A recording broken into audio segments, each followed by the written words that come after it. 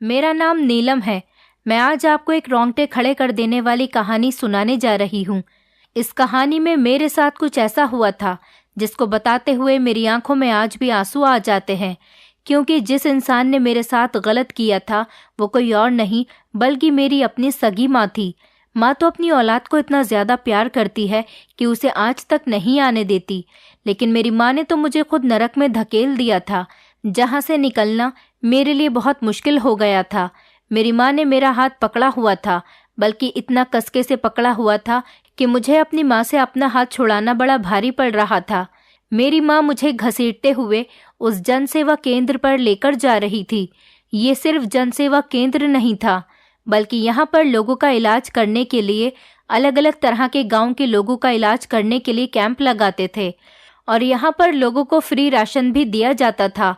लेकिन हमारे गांव की कोई भी जवान लड़की यहाँ पर नहीं जाना चाहती थी, क्योंकि पिछले कुछ दिनों से जो अफवाहें सामने आई थी, इसके बाद तो कोई यहाँ पर गलती से भी नहीं जाती थी। पर मेरी माँ तो मुझे घसीटते हुए इस तरफ लेकर जा रही थी, और मैं भी अपने आप को रोकने की पूरी कोशिश कर रही थी, अपनी पूरी जान लगा रही थी अपनी माँ से हाथ छुड़ाने के लिए।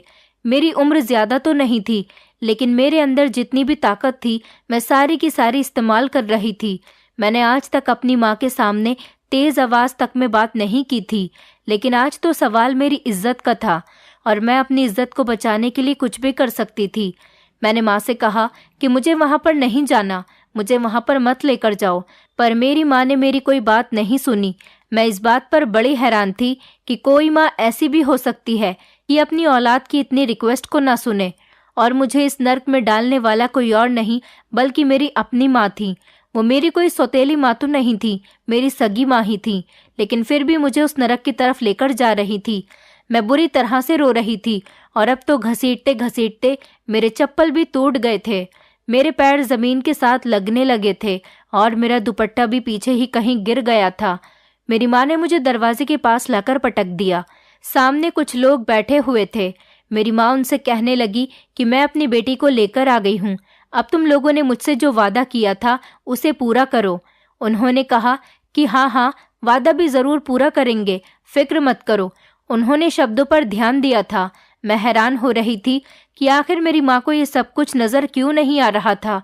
थोड़ी देर के बाद उन्होंने मेरी माँ के सामने एक ऐसी चीज़ रख दी जिसे देखकर मेरे पैरों तले से ज़मीन निकल गई थी, और उसके बाद मेरी माँ मुझे वहीं पर छोड़कर चली गई।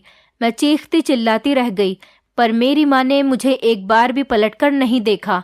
पर जब मैंने पलटकर देखा तो मेरा शरीर कांप उठा था, बल्कि मेरे पीछे कोई एक नहीं 5 बड़े बड़े।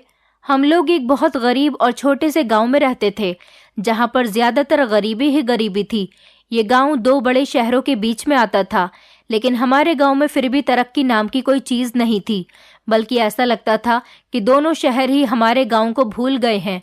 हमारे गांव की किसी भी चीज़ पर ध्यान नहीं दिया जाता था, और न ही सड़कें वगैरह बनी हुई थी। एक शहर की तरफ से भी हमारा कोई फ़ायदा नहीं होता था, और दूसरी तरफ से फिर हम लोग सिर्फ बीच में ही फंसे हुए थे। हम लोग बहुत गरीब थे। मेरे 5 भाई थे, और मैं सबसे बड़ी बहन थी। जब मेरा जन्म हुआ तो मेरी माँ को कहा गया, अब तो ये औरत बेटियां ही पैदा करेगी।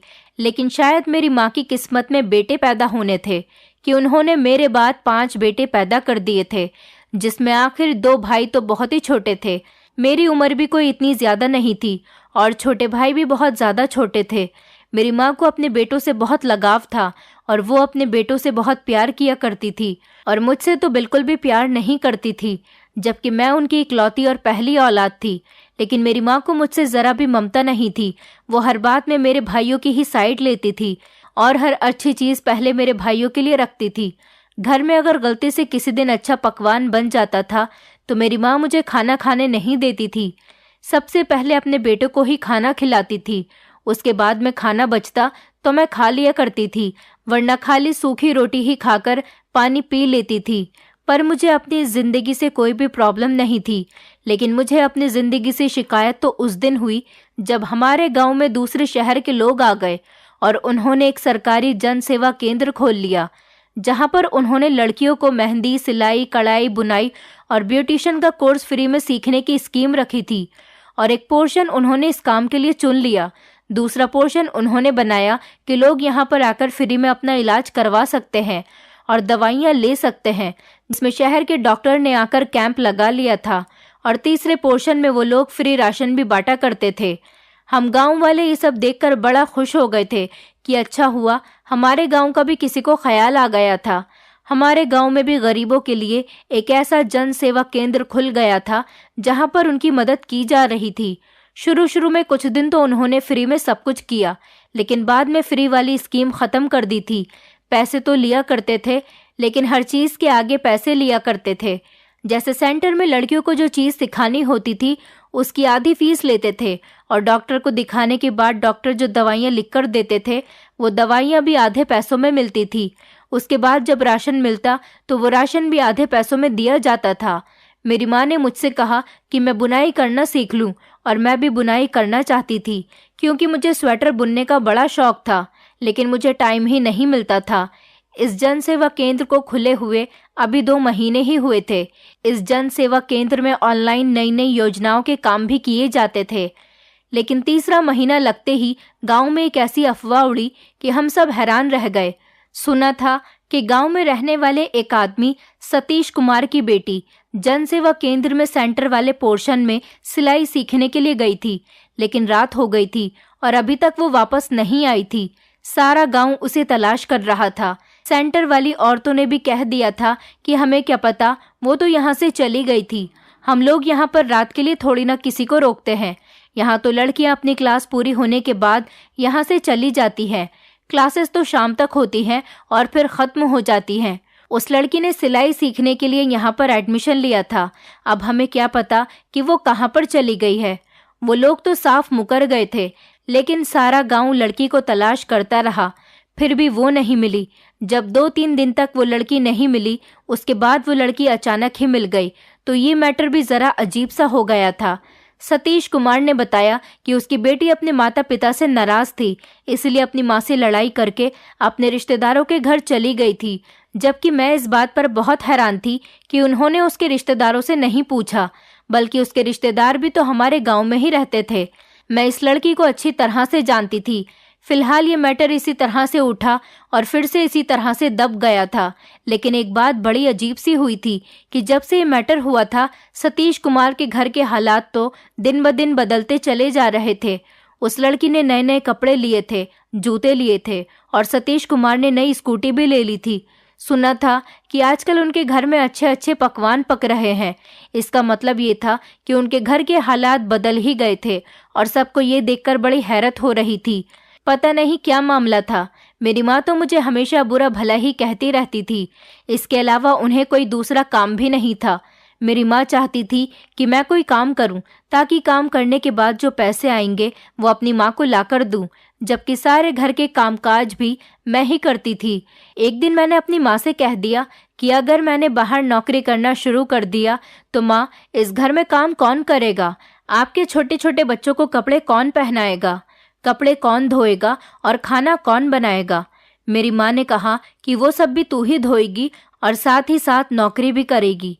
औरतें तो घर का और बाहर का दोनों तरीके का काम खुद संभाल लेती हैं, मर नहीं जाती, और तुझे करना ही क्या है? मैंने कहा कि क्यों, मेरी उम्र की लड़कियों की तो अब शादियां हो रही है, आप मेरी शादी नहीं करवाओगी क्या? माँ ने कहा कि आखिर तुझसे शादी कौन करेगा? खाली हाथ कोई भी किसी की बेटी को नहीं लेता, और तेरी शादी करवाने के लिए अभी मेरे पास पैसे नहीं हैं। अब तो तू अपने भाइयों का ख्याल कर, उनकी सेवा कर। ये तेरे भाई हैं, जब ये बड़े हो जाएंगे तो मिलकर तेरी शादी खूब धूमधाम से करेंगे। मैं हैरान थी कि जब तक मेरे भाई जवान होंगे तब तक तो मैं खुद बूढ़ी हो चुकी होंगी। इसका मतलब यही था कि मेरी माँ मेरी शादी नहीं करवाना चाहती थी और मुझे सारी जिंदगी मेरे भाइयों की नौकरानी बनाकर रखना चाहती थी। मैं सारा दिन अपने भाइयों के काम करती रहती थी। इनमें से 3 भाई तो ऐसे थे जो स्कूल भी जाते थे। सुबह सुबह मैं उनके लिए उठती थी और उनको नाश्ता करवाती थी, उनको स्कूल भेजने के लिए तैयार करती थी। उसके बाद उन्हें स्कूल छोड़ने भी जाती थी और घर आने के बाद घर के बाकी काम करती थी। और फिर जब उनके स्कूल से घर आने का टाइम होता तो उनको स्कूल से लेने भी जाती थी। घर आने के बाद दोपहर का खाना बनाती, उनको अपने हाथ से खिलाती और फिर शाम का खाना बनाती। मेरी सारी जिंदगी तो सिर्फ इन्हीं कामों में गुजर रही थी। मेरी माँ तो सिर्फ बिस्तर पर लेटी रहती थी। ऐसा नहीं था कि मेरी माँ बीमार थी, बस वो बहुत हरामखोर टाइप की थी। घर के किसी काम को हाथ नहीं लगाना चाहती थी। मेरे जन्म के बाद मुझे 7 साल की उम्र से ही मेरी माँ ने घर के कामकाज में डाल दिया था। मेरे पिताजी हर महीने में 2 दिन के लिए काम से घर आते थे, क्योंकि उनका काम ही ऐसा था। लेकिन वो भी सारे पैसे नहीं देकर जाते थे। उनको अपने दोस्तों से दोस्ती रखने का बड़ा शौक था। उनके पास थोड़े से पैसे आ जाते थे तो वो अपने दोस्तों के साथ घूमने फिरने के लिए निकल जाते थे और खूब मौज मस्ती वाली जिंदगी गुजार रहे थे। इसलिए वो घर में पूरे पैसे नहीं देते थे। यही वजह थी कि मेरी माँ मेरे पीछे पड़ी हुई थी कि मैं नौकरी करूं। एक दिन तो मेरी माँ भी उस जन सेवा केंद्र में चली गई और वहां पर जाकर बात कर ली और कहा कि मेरी बेटी को कोई काम दे दो। तो उन्होंने कहा कि यहाँ पर सिलाई, कढ़ाई, मेहंदी, बुनाई काफ़ी सारे कोर्स कराए जाते हैं। इसके अलावा हमारे पास कोई काम नहीं, लेकिन अगले हफ्ते यहाँ पर फ्री राशन बांटा जाएगा। अगर आपको राशन लेना हो तो आप आ जाना, आपको भी फ्री राशन दे दिया जाएगा। मेरी माँ ने मुझे कहा कि महीने की पहली तारीख मतलब अगले हफ्ते में पहली तारीख आने वाली थी। मेरी माँ ने मुझसे कहा कि वहाँ पर फ्री राशन बांटा जाएगा, तुम याद से चली जाना और राशन लेकर आ जाना। आजकल तो इतनी ज़्यादा महंगाई बढ़ी हुई है कि अगर उन लोगों ने हमें राशन दे दिया तो लगभग 1 महीने तक का हमारा गुजारा हो जाएगा। अगले दिन मैं अपने छोटे भाइयों को स्कूल से लेने के लिए निकली तो रास्ते में मुझे मेरी फ्रेंड मिल गई थी। इस गांव में मेरी बहुत सारी फ्रेंड्स थीं। फ्रेंड्स क्या, बस सबसे मेरी बहुत अच्छी बातचीत हो जाती थी। उस लड़की ने मुझे बताया कि तुम्हें पता है कि डिम्पी गायब हो गई है। उसने कहा कि वो जन सेवा केंद्र में इलाज करवाने के लिए गई थी। सुना है रात को अचानक उसकी तबीयत खराब थी, इसीलिए उसकी माँ उसे कैंप में लगे हुए डॉक्टर के पास ले गई। वहां पर 50 रुपए का पर्चा बना और डॉक्टर साहब ने उसके लिए दवाई लिख दी। उसके बाद से ही वो लड़की नहीं मिल रही है। मैंने कहा कि उसकी माँ ने उसे ढूंढने की कोशिश नहीं की। मेरी फ्रेंड ने बताया कि उसकी माँ तो कुछ भी नहीं बता रही है। उसका कहना सिर्फ यही है कि मेरी बेटी अपने चाचा के घर गई हुई है, मैंने उसको वहां पर भेज दिया है। मैंने कहा कि लेकिन डिम्पी का तो कोई चाचा ही नहीं है, उसके पिता तो अपने माता पिता के इकलौते बेटे हैं। उस लड़की ने जल्दी से मेरे हाथ पर हाथ मार दिया और कहने लगी कि यही तो बात है, उसका कोई चाचा ही नहीं है। डिम्पल नाम की ये लड़की, जिसे हम प्यार से डिम्पी कहते थे, वो हमारी दोस्त थी। हम उसे अच्छी तरह से जानते थे। उसके घर में हमारा आना जाना भी था। बचपन भी हमने एक साथ ही गुजारा था। उसका तो कोई चाचा ही नहीं था। उसकी माँ इसका मतलब ये था कि सारे गांव वालों से झूठ क्यों बोल रही थी और वो लड़की कहाँ चली गई थी। मैंने अपनी फ्रेंड से कहा कि अगर कोई लड़की गायब हो जाती है तो गांव में इस बात का बतंगड़ बन जाता है और डिम्पी के घर वालों को देखकर तो ऐसा लग रहा है जैसे वो परेशान ही नहीं है। और उसकी माँ को तो देखो कितनी हंसी खुशी सारे गांव में घूम रही है। मेरी फ्रेंड कहने लगी वो हंसी खुशी से भी बहुत ज़्यादा खुशी खुशी नए नए कपड़े पहनकर सारे गांव में घूम रही है। उनके पास बहुत सारे पैसे आ गए हैं। मैंने कहा कि इससे पहले भी अभी एक लड़की गायब हुई थी और उसके कुछ ही दिनों के बाद वो लड़की भी मिल गई थी और इसी तरह उस लड़की के घर वालों के पास भी बहुत सारे पैसे आ गए थे। उसने कहा कि तुम मोहन जी की बेटी की बात कर रही हो ना? मैंने कहा हाँ, मैं मोहन जी की ही बेटी की बात कर रही हूँ। कुछ न कुछ तो गड़बड़ जरूर थी। वो जन सेवा केंद्र वाले क्या कर रहे थे कि जिससे लड़कियां गायब होती थी और फिर उसके बाद लड़कियों के घर वालों के पास बहुत ज़्यादा पैसे भी आ जाते थे। वो बहुत खुश नज़र आते थे। हमने देखा कि थोड़े दिनों के बाद डिम्पी भी वापस आ गई थी, लेकिन उसकी हालत बड़ी अजीब सी हो रही थी। उसकी इस हालत की वजह जब लोगों ने पूछी तो उसकी माँ ने बताया कि इस पर किसी प्रेत आत्मा का साया हो गया है, जिसकी वजह से ये बड़ी अजीब अजीब हरकतें कर रही है। एक दिन तो वो अपने भाइयों को मारने की भी कोशिश कर रही थी। सारे गांव वाले कह रहे थे कि जवान लड़की अपने भाइयों को मारने की कोशिश क्यों करेगी। जाहिर सी बात है इसकी आत्मा को किसी ने अपने वश में किया होगा, तभी तो ये ऐसी हरकतें कर रही है। मैंने सोचा कि मैं डिम्पी से मिलने के लिए जाती हूँ, लेकिन मुझे घर के कामों से फुर्सत ही कहाँ मिलती थी। फिर भी मैं बड़ी मुश्किल से टाइम निकालकर उसके घर चली गई थी, पर उसकी माँ ने मुझे डिम्पी से मिलने ही नहीं दिया।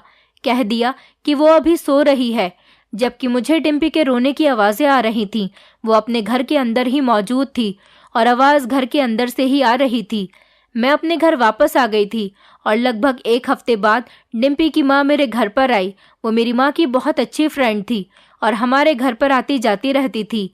वो दोनों आपस में बैठकर काफी देर से बातें कर रही थीं।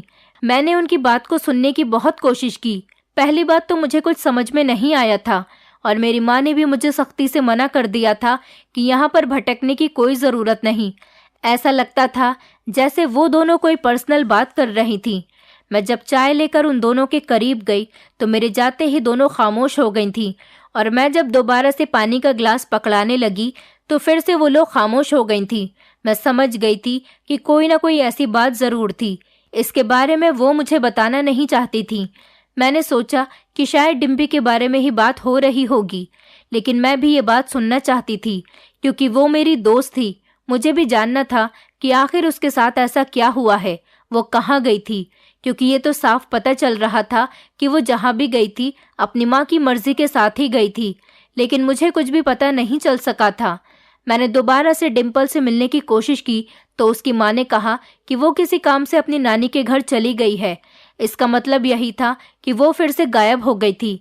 मैंने अपनी माँ से कहा कि माँ, आप तो कह रही थी कि मुझे बुनाई सीखने के लिए भेजोगी, फिर आपने सेंटर वालों से अभी तक बात क्यों नहीं की? तो मेरी माँ ने कहा कि नहीं नहीं, बुनाई सीख के तुम्हें क्या करना है, वो एक लंबा सिस्टम है जो काफ़ी दिनों तक चलेगा। वो लोग तुम्हें बुनाई सिखाएंगे, फिर उसके बाद तुम्हें कुछ आइटम बुनने के लिए देंगे। पता नहीं तुमसे ये सब कुछ हो पाएगा भी या नहीं, शायद तुम्हारा हाथ नहीं चलेगा। हम नहीं सिखाना चाहते बुनाई, तुम बस महीने की पहली तारीख को जाकर वहाँ से राशन लेकर आ जाना। मैंने कहा ठीक है।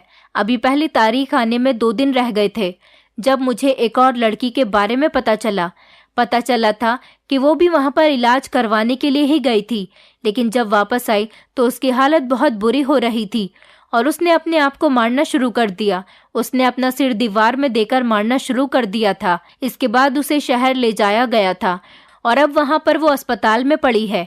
मुझे बहुत डर लग रहा था कि इस जन सेवा केंद्र में ज़रूर कुछ ऐसा हो रहा था जो नहीं होना चाहिए था और मैं तो वहाँ बिल्कुल भी जाना नहीं चाहती थी।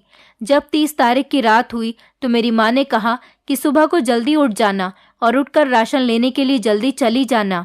जल्दी जाओगी तो जल्दी ही लाइन में लग जाओगी, वरना तो लाइन बहुत लंबी हो जाती है। तुम्हें तो पता है इस गांव के सारे ही लोग गरीब हैं। अगर तुम्हें देर हो जाएगी तो फिर घर पर काम कौन करेगा और तुम्हें वापस आकर खाना भी पकाना होता है। मैंने अपनी माँ से कह दिया था कि मैं वहाँ पर नहीं जाऊंगी।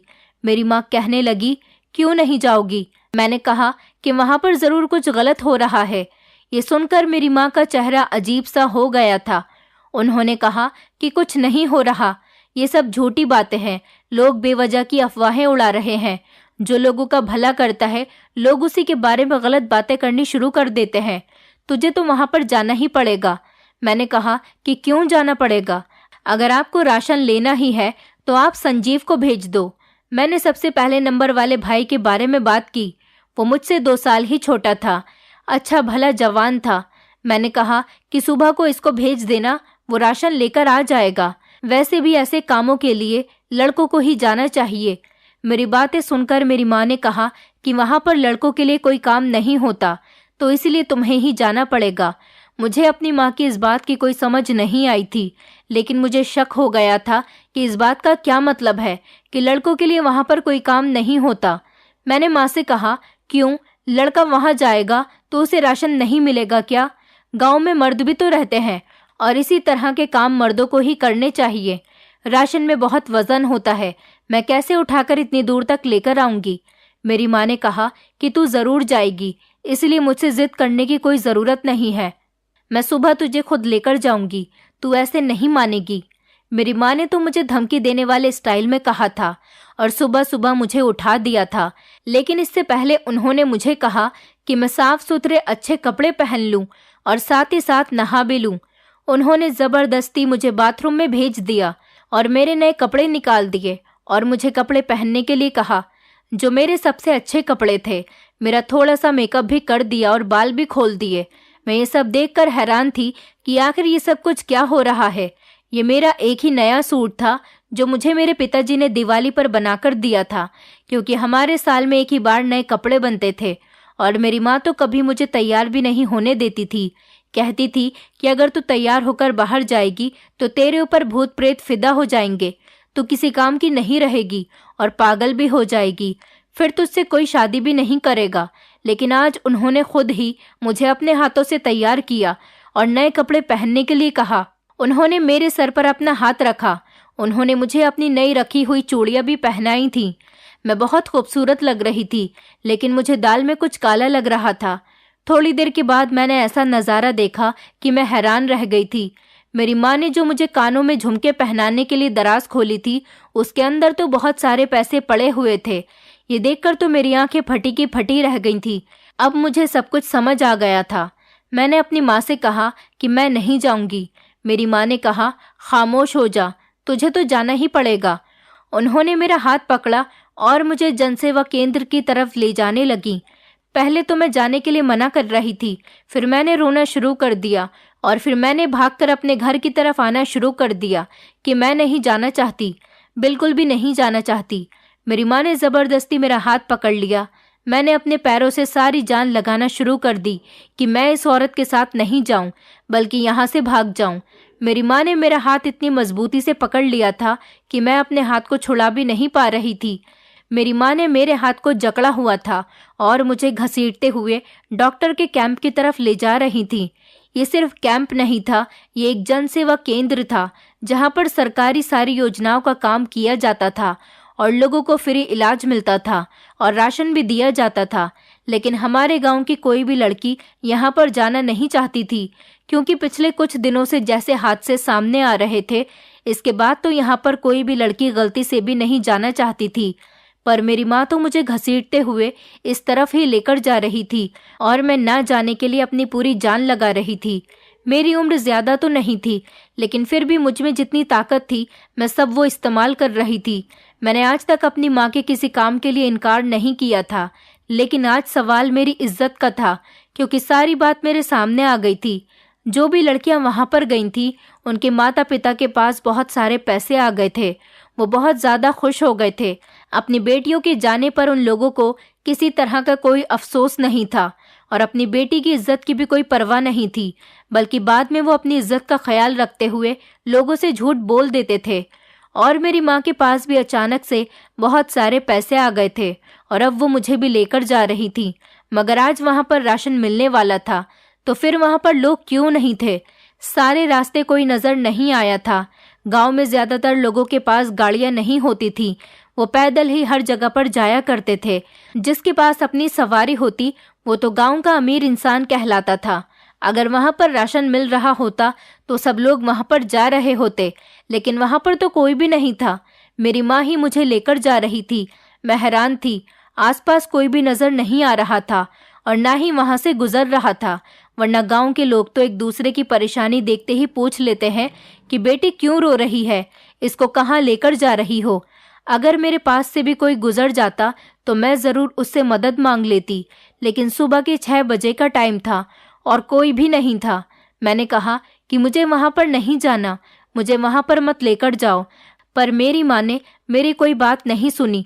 मैं हैरान थी कि मुझे इस नरक की तरफ ले जाने वाली औरत मेरी अपनी सगी माँ थी। वो मेरी किसी बात को सुनने पर भी तैयार नहीं थी, पर फिर भी मुझे वहां लेकर जा रही थी। मेरी आंखों में आंसू आ गए थे और अब तो रोते रोते मेरी आवाज भी बैठ गई थी। मैं अपनी माँ को समझाते समझाते थक चुकी थी। मेरा दुपट्टा भी रास्ते में ही गिर गया था। मेरी माँ को मेरी इज्जत की जरा भी फिक्र नहीं थी। लड़की का दुपट्टा उसकी इज्जत होती है। मैं अपनी इज्जत को रास्ते में ही कहीं गिराकर आ गई थी। मेरी माँ बस किसी तरह से मुझे वहां पर लेकर जाना चाहती थी। आखिरकार उन्होंने थोड़ी सी बात की। कहने लगी कि तो क्यों मेरी खुशियों की दुश्मन बनी हुई है, तुझे मेरी बात माननी ही पड़ेगी। बस इसी तरह करते करते वो जनसेवा केंद्र भी आ गया था और मेरा दिल अभी से ही घबराना शुरू हो गया था। हम लोग अंदर जाने लगे। मेरी माँ ने मुझे दरवाजे के पास लाकर जमीन पर फेंक दिया। सामने ही कुछ लोग बैठे हुए थे। ये लोग वही लोग थे जो काउंटर पर बैठकर डॉक्टर का पर्चा बनाते थे। इनमें ज्यादातर मर्द थे और एक औरत भी। उन्होंने जैसे ही मुझे देखा तो वो भी खड़े हो गए थे, जैसे समझ गए हों कि शिकार आ गया है। मेरी माँ ने कहा कि मैं इसको लेकर आ गई हूँ, आप लोगों के लिए। आप लोगों ने जो मुझसे वादा किया था, अब उसे जल्दी से पूरा कर दो। मैंने भी अपना वादा पूरा कर दिया है, मुझे बाकी के पैसे दे दो। उन्होंने ये बात कही तो मैं हैरान रह गई थी। मेरी आंखों से आंसू निकल रहे थे कि जैसे मेरी जिंदगी ही उजड़ गई हो। आखिर मेरी माँ कौन से पैसों की बात कर रही थी और मुझे जानवरों की तरह यहाँ लाकर फेंक दिया था, और अब इन लोगों से बाकी के पैसे मांग रही थी। इसका मतलब तो ये था कि मेरा शक बिल्कुल ठीक निकला था। इन्होंने मेरी माँ को बाकी के पैसे दे दिए और मेरा हाथ पकड़कर मुझे एक कमरे में ले गए। उन आदमियों के साथ एक औरत भी मौजूद थी। मैंने उससे पूछा कि यहाँ पर क्या हो रहा है, भगवान के लिए मुझे बता दो। तो वो औरत हंसने लगी और कहने लगी कि तुम्हारे गांव की औरतें और मर्द बड़ी ही अजीब हैं, इतनी ज्यादा गरीब हैं कि भूख से मर रहे हैं और गरीबी के कारण अपनी ही बेटियों को बेचने पर उतर आए हैं। हम यहाँ से इन लोगों की मर्जी से उनकी बेटियों को लेकर जाते हैं और 2-3 दिन बाद वापस कर देते हैं, और बदले में लड़की के माता पिता को बहुत सारे पैसे दिए जाते हैं। मैंने कहा कि तुम लोग लड़कियों से क्या करवाते हो? उससे ये सवाल करते हुए मेरा शरीर कांप रहा था। फिर उसने जो मुझे बताया उसे सुनकर मैं हक्का बक्का सी खड़ी रह गई थी, और अचानक ही मैं जोर से जमीन पर गिर गई, जैसे मेरे शरीर में जान ही न हो। मेरी माँ ने मेरे साथ ये क्या कर दिया था? मेरी माँ उनसे पैसे ले रही थी तो मैंने दूर से अपनी माँ को देखा और कहा कि माँ, मैं कभी आपको माफ नहीं करूंगी।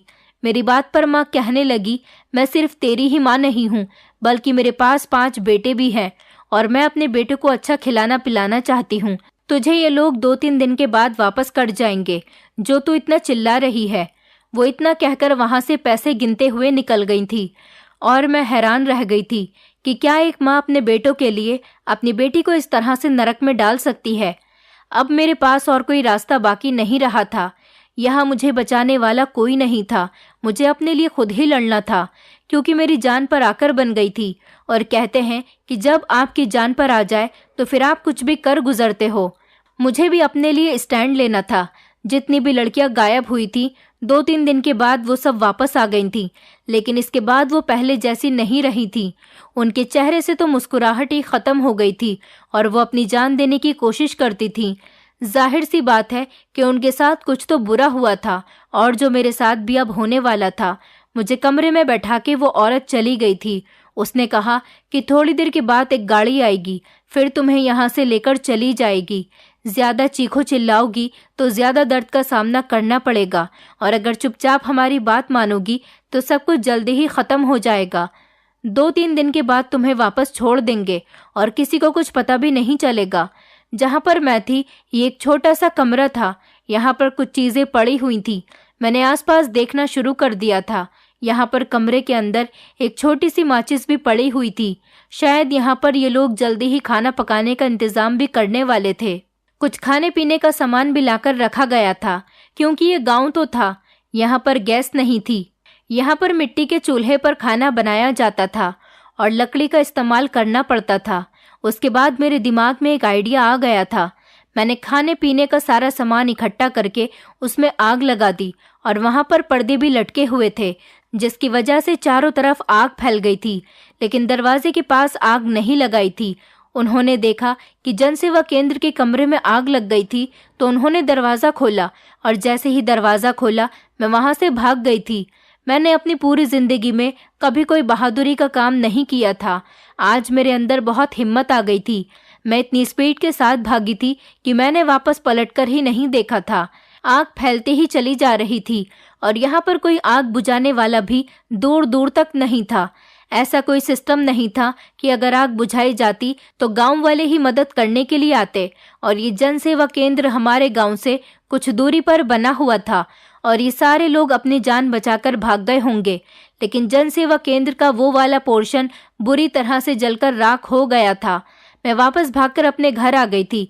मेरी माँ मुझे देखकर हैरान रह गई थी। मेरी ऐसी हालत देखकर हमारे गांव के बाहर गांव के लोग जमा हो गए थे। मैंने चिल्ला चिल्ला कर गांव के लोगों को अपने पास बुला लिया था और सबको अपनी माँ की हकीकत के बारे में बता दिया था, और साथ साथ ये भी बता दिया था कि वहाँ पर ये सब लोग क्या कर रहे थे। वहाँ लड़कियों के साथ गलत किया जा रहा था। मैंने बताया कि डिम्पी की माँ ने अपनी बेटी के साथ भी ऐसा ही किया था, और मोहन की पत्नी ने भी अपनी बेटी को उन लोगों के पास पैसों के लिए ही भेजा था। सारे गांव वालों को जब ये बात पता चल गई, वो लोग हमारे लिए कुछ कर तो नहीं सकते थे, लेकिन जिन लोगों ने ये सब कुछ किया उनकी बहुत इंसल्ट हुई थी सारे गांव में। गांव वालों ने कहा कि ऐसे लोगों को गांव से निकाल दो, ये इस गांव में रहने के काबिल नहीं थे। साथ ही साथ मैंने अपनी माँ के बारे में भी सबको बता दिया था कि मेरी माँ किस तरीके से मुझे वहां पर ले गई थी और उसको पैसे दिए गए थे। मैं अपनी माँ के पास नहीं गई थी। गांव वालों ने मेरी माँ को भी बेइज्जत किया था और उन्हें गांव से निकाल दिया था। मैं अपने शहर में रहने वाले मामा के घर चली गई थी। मेरी माँ उनको बिल्कुल पसंद नहीं करती थी। वहां पर जाकर मैंने अपने पिता को फोन किया और उनको अपनी माँ की इस हरकत के बारे में सब कुछ बता दिया था। मेरे पिता को जब ये बात पता चली तो उन्होंने बहुत हंगामा किया। वो तो मेरी माँ को तलाक देना चाहते थे, लेकिन मैंने उनको मना कर दिया क्योंकि वो फिर भी मेरी माँ थी। लेकिन मैं इसके बाद अपनी माँ के पास कभी नहीं गई थी। सुना था मेरी माँ दूसरे गांव में अपने बच्चों के साथ रहती है। मेरे पिता भी कभी कभी अपने बेटों से मिलने के लिए चले जाते थे, लेकिन मैं कभी दोबारा अपने परिवार के पास नहीं लौटी थी। मेरे पिताजी भी कभी कभी मुझे मामा जी के घर मिलने के लिए आ जाते हैं। कुछ महीने मामा जी के घर पर रहने के बाद मेरे पिताजी मुझे अपने साथ जहां वो काम करते थे वहीं पर ले गए थे। मैं अब अपने पिताजी के साथ रहती हूँ क्योंकि मेरे पिता को वहां पर रहने के लिए एक कमरा मिला हुआ था। फिर एक दिन मेरे पिता ने वहां पर मेरी एक अच्छे और शरीफ लड़के के साथ शादी करवा दी। मेरा पति पढ़ा लिखा था और उसकी अच्छी नौकरी थी। मेरे खूबसूरत होने की वजह से मुझे बहुत अच्छा लड़का मिल गया था। अब मैं अपने पति के साथ खुशी खुशी जिंदगी गुजार रही हूँ। मेरा अपना अलग घर है। अगर मैं उस दिन हिम्मत नहीं करती तो ना जाने क्या हो जाता। मैं तो कभी किसी को मुंह दिखाने लायक भी नहीं रहती। शायद मुझे ऐसा पति भी नहीं मिलता।